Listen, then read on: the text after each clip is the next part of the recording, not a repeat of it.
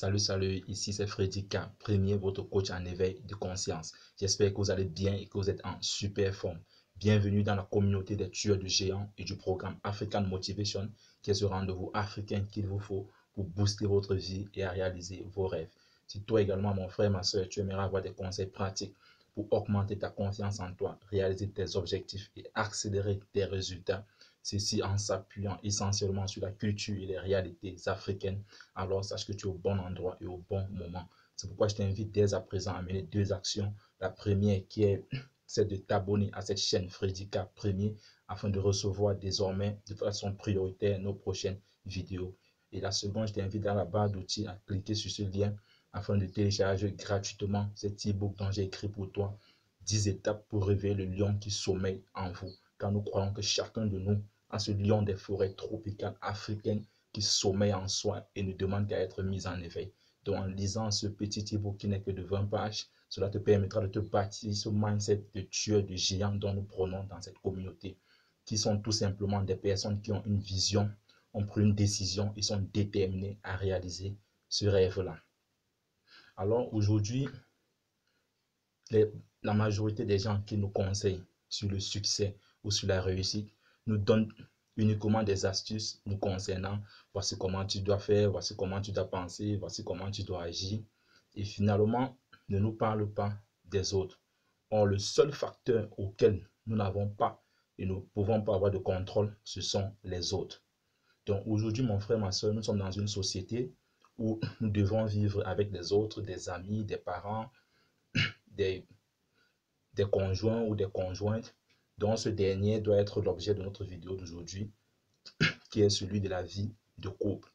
Parce qu'aujourd'hui, nous sommes finalement rendus compte que nous sommes nombreux qui aspirons à cette vie de couple, mais qui hésitons toujours, ou alors qui sommes dans cette vie de couple et avons l'impression que nous n'avançons pas, avons l'impression que nous avons fait un mauvais choix, avons l'impression que notre couple nous tire vers le bas.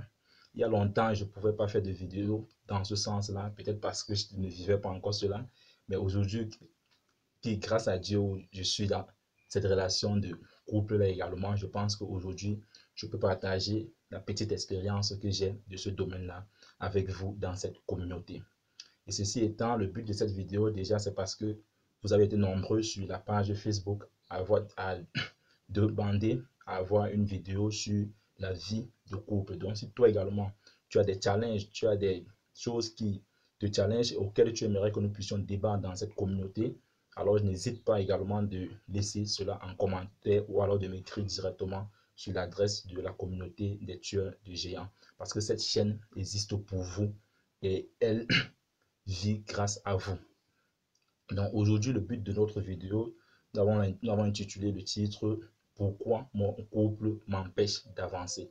Donc aujourd'hui, déjà, je te préviens que cette vidéo sera un peu longue, mais je pense qu'il sera important ou alors plus intelligent pour toi de peut-être perdre quelques minutes de ta vie aujourd'hui à suivre cette vidéo jusqu'à la fin, qui finalement pourra par la suite te permettre de gagner des années de ta vie. Donc il sera important pour toi de suivre cette vidéo jusqu'à la fin, car je vais partager avec toi cœur à cœur sur ce sujet de vie de couple. Il y a plusieurs éléments, plusieurs problématiques dont j'aimerais passer. C'est un sujet qui est très vaste, mais j'ai essayé de faire une petite synthèse. Il y a plusieurs éléments, plusieurs thématiques sur lesquelles j'aimerais évoquer et t'apporter en même temps des propositions de solutions. Alors déjà, la première problématique ou alors idée dont j'aimerais développer avec toi aujourd'hui, c'est que nous cherchons l'âme sœur, nous cherchons cette personne parfaite-là. Tu veux cette personne-là qui va te soutenir dans tous tes projets, qui sera là à 100% avec toi dans tout ce que tu fais, partout où tu vas là, cette personne doit être là à 100% avec toi. Sincèrement, mon frère, ma soeur, cette personne-là n'existe pas. Ou alors, si elle existe, sache qu'elle sera finalement une servante ou un servant. Parce qu'aujourd'hui, la vie de couple, être en couple ne veut pas dire que tu dois voler la vie de l'autre, que tu dois empêcher l'autre d'être ce qu'elle est, ou alors de faire ce qu'elle veut, ou alors de faire ce qu'elle désire. Parce que je te rappelle déjà aujourd'hui, surtout nous les hommes, que avant de rencontrer cette femme-là, ou alors avant de rencontrer ce monsieur-là, il avait déjà des projets, il avait déjà des désirs, il avait des ambitions. Et il est inadmissible qu'étant en couple, toi, tu te dis non, si ces projets ne peuvent pas, voilà, ne peuvent pas se greffer à tes projets, alors elles n'ont pas le droit d'exister. Non, mon frère, ma soeur.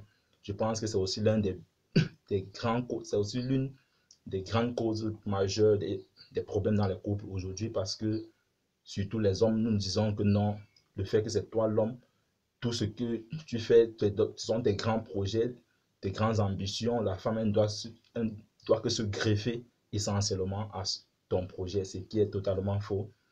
Tu le verras plus loin dans cette vidéo. La seconde chose également, c'est que nous voulons changer l'autre.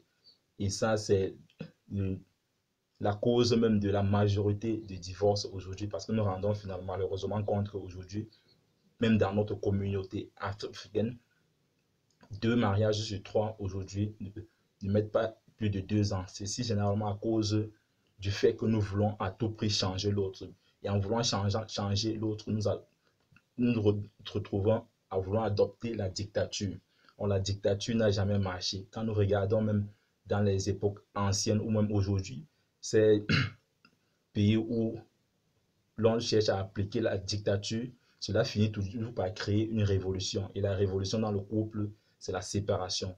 Donc, mon frère, ma soeur, aujourd'hui, il est important de cesser de vouloir changer l'autre, de vouloir modéliser l'autre à être exactement comme tu le veux. Parce que si aujourd'hui tu veux quelqu'un qui sera exactement comme tu le désires, je t'invite tout simplement à chercher des développeurs web, des gars qui sont forts dans la programmation et que vous achetez une poupée, vous allez dans un laboratoire, qu'on mette tout ce programme dont tu as besoin là, dans cette poupée-là et que tu puisses vivre avec cette poupée-là. Et je ne pense pas que tel soit ce que toi tu aimerais aujourd'hui. Donc, mon frère, cessons de vouloir changer les autres. C'est à nous, finalement, de pouvoir être flexibles. Je vais attirer également l'attention des femmes qui, malheureusement, certaines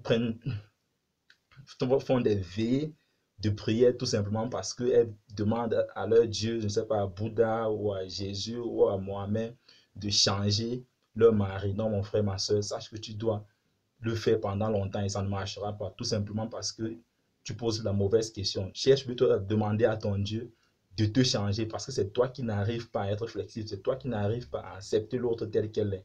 Donc en réalité, on ne change pas les autres, mais c'est toi qui dois changer. Donc, prie plutôt à ce que ton Dieu puisse te changer, mais ne prie pas pour qu'il puisse changer ton conjoint ou ta conjointe.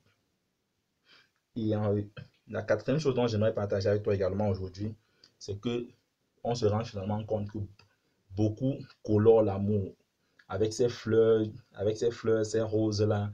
Nous voulons vivre la passion, nous voulons vivre cet amour passionnel en fait. Or, la passion dans l'amour, la passion dans le couple est une très mauvaise chose parce qu'on se rend généralement compte quand tu vas quand au début, vous êtes animé par la passion, alors sache que la passion ne dure pas. Les 2 premiers mois, vous serez passionnés l'un de l'autre. 3, 4, 5, 6 mois après, la passion, elle va chuter. Vous allez commencer à vous ennuyer et les problèmes vont surgir. Et peut-être tu vas dire non, ce n'était pas la bonne personne. Tu vas laisser aller chercher une autre, recommencer encore dans la passion. 2, 3, 4, 5 mois après, tu vas laisser dire que ce n'était pas la bonne personne. Oh, c'est pas forcément que ce n'est pas la bonne personne, c'est juste que c'est ta méthodologie qui n'est pas bonne. C'est pourquoi aujourd'hui, je t'invite de laisser la passion et de plutôt cultiver l'affection. Parce que la passion et l'affection sont 2 choses qui ont 2 courbes totalement au contraire. Parce que la passion, elle baisse avec le temps, tandis que l'affection grandit avec le temps. Plus tu mets le temps avec quelqu'un, plus tu as de l'affection pour cette personne. Or, plus tu mets le temps avec quelqu'un, plus la passion que tu as pour cette personne diminue. Donc, aujourd'hui, essayons de faire la part des choses. Cultivons plus l'affection à notre conjoint que de la passion.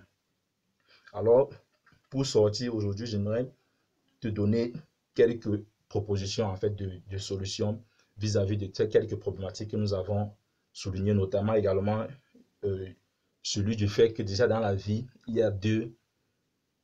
nous avons 2 types de personnes dans la vie. Nous avons des personnes qui veulent toujours avoir raison d'un côté et ceux qui veulent gagner de l'autre côté. Et pour cette première catégorie de personnes, ceux qui veulent avoir raison sont des personnes déjà qui sont vouées à la frustration dans l'éternité. Ceci pourquoi? Parce que les personnes qui veulent toujours avoir raison sont ces personnes-là finalement qui se sont toujours dans le forcing, qui veulent convaincre les autres, qui veulent changer tous les autres, qui veulent que tout le monde s'adapte ou alors devienne comme elle veut, et en voulant forcer ou en voulant modéliser tout le monde à ton moule, mon frère, ma soeur, tu seras tu seras frustré toute ta vie. C'est pourquoi on rencontre aujourd'hui des jeunes à 35, 40 ans qui ont déjà des rides dans leur couple, tout simplement parce qu'elles sont dans ce système de forcing. Elles veulent toujours avoir raison, elles veulent toujours vouloir modéliser l'autre à, à leur moule. Or, de l'autre côté, nous avons les personnes qui veulent gagner. Or, les personnes qui veulent gagner, c'est des personnes qui se posent des bonnes questions. C'est aujourd'hui, ce que tu veux gagner, le résultat que tu veux obtenir, c'est avoir un couple. Si aujourd'hui tu veux avoir un couple heureux, qui dure dans le temps, alors tu dois te poser les bonnes questions. Celui qui veut gagner se pose les bonnes questions. Quelle est la stratégie que je peux mettre en place pour réussir dans mon couple, pour avoir une vie de dialogue dans mon couple épanoui, pour vivre ce vie de couple épanoui là. Or, quand toi tu es dans cette optique où tu veux plutôt avoir raison, tu vas tout concentrer sur toi et c'est très dangereux, mon frère, ma soeur. Alors, quelques propositions de solutions dont j'aimerais apporter aujourd'hui, car c'est un sujet qui est très vaste. Déjà, la première chose, mon frère, ma soeur, que je vais partager avec toi aujourd'hui, c'est qu'il faut séparer sa vie de couple de sa vie professionnelle et de tous les autres aspects même de sa vie, parce que nous soulignons toujours ici dans cette communauté que notre vie a plusieurs aspects, parce que beaucoup de personnes pensent que leur vie se limite seulement au côté professionnel, ce qui est très dangereux. Notre vie a plusieurs aspects, que ce soit social, professionnel, vie de couple, vie spirituelle, ta santé, le sport. Notre vie, nous devons séparer ces différentes entités-là de telle sorte à pouvoir constituer des entités totalement indépendantes, de telle sorte que si telle entité ne marche pas, qu'elle ne puisse pas affecter l'autre. Parce que je pense qu'aujourd'hui, il est possible que nous puissions vivre de façon, nous puissions mener une relation excellente avec quelqu'un ou quelqu'une qui ne comprend totalement rien dans ce que nous faisons comme activité professionnelle. Je prends un exemple simple. Tu peux être aujourd'hui un informaticien, développeur web et avoir une épouse qui n'a même pas un compte Gmail, qui peut-être même son compte Facebook qu'elle a aujourd'hui, que c'est son petit frère qui avait créé cela pour elle, qui ne comprend rien en informatique. Mais cela ne pourrait, cela ne devrait pas affecter votre couple pour autant. De même comme elle peut être là, qu'elle est passionnée par la coiffure et que toi qui es informaticien, tu n'as rien à y faire avec la coiffure. Donc aujourd'hui, les couples qui malheureusement souffrent de ce problème-là, c'est tout simplement parce que tu as lié toutes ces entités-là. Aujourd'hui, je t'invite à pouvoir séparer ces entités-là. Tu n'as pas besoin forcément de ta femme pour réussir dans ton domaine professionnel. Si elle ne comprend rien en informatique, tu ne dois pas la forcer, peut-être aller faire les cours d'informatique pour pouvoir te soutenir dans ce domaine-là. Les seules personnes dont tu as besoin pour te soutenir,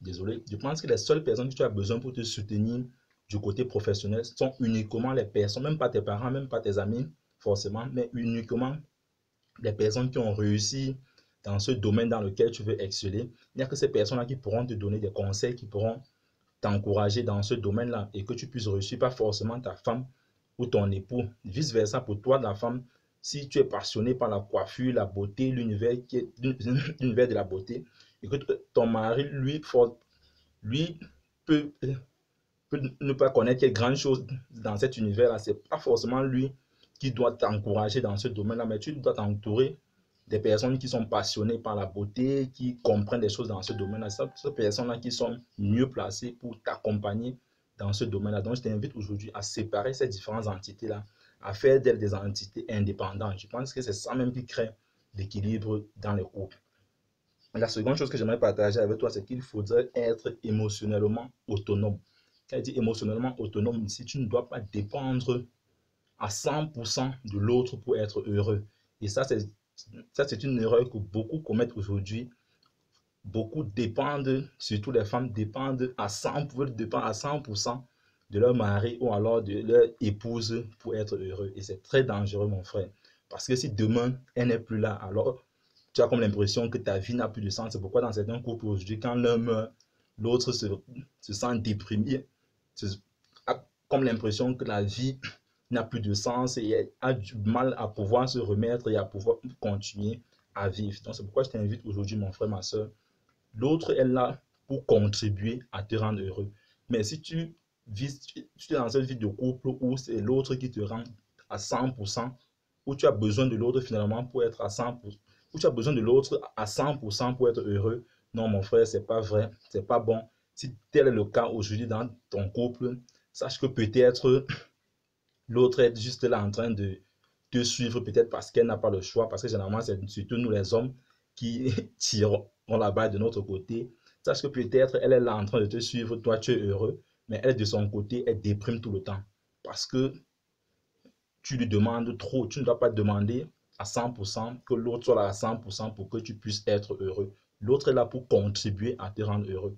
Donc vivons telle sorte que si aujourd'hui tu te sépares de ta femme ou de ton épouse, ce que je ne souhaite pas, que ta vie ne puisse pas s'arrêter, que ta vie professionnelle puisse continuer. Sur le plan sportif, ça doit continuer. Sur le plan spirituel, ça doit continuer. Sur le plan social, ça doit continuer. Que le fait de te séparer avec elle ou avec lui ne soit pas un chaos finalement total pour ta vie. Donc, mon frère, ma soeur, c'est un sujet qui est extrêmement large et que nous y reviendrons dans nos prochaines éditions. Mais pour clôturer aujourd'hui, il y a quelque chose de très important également que j'aimerais partager avec toi. C'est que apprenons à être à 100% à une seule tâche à la fois. Parce qu'aujourd'hui, avec la venue de l'Internet, beaucoup de couples en souffrent. Où tu es assis sur la table avec ton épouse, avec les enfants en train de manger. En même temps, tu es en train d'envoyer des messages sur Facebook, sur Twitter, tu es en train de causer avec d'autres personnes.